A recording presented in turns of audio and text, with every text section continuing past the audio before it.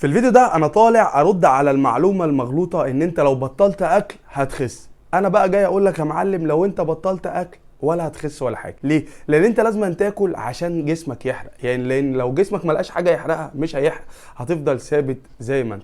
الموضوع هي معادله كامله. ايه هي المعادله الكامله؟ انت يا معلم بتشوف السعرات الحراريه اللي المفروض ان جسمك ياخدها في اليوم. ازاي بنعرف الموضوع ده؟ الموضوع بسيط جدا. انت بتعرف المفروض تاخد سعرات حراريه قد ايه في اليوم، ودي ليها معادله وفيديوهات كتير اتقالت وكله هرى فيها.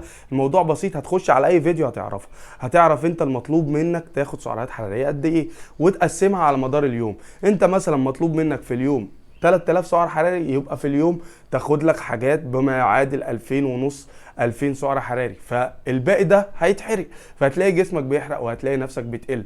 طبعا مع ان انت تاكل وجباتك بانتظام، يعني تاكل فطار غدا عشاء وجبات سناكس كده في وسط اليوم. يعني لو انت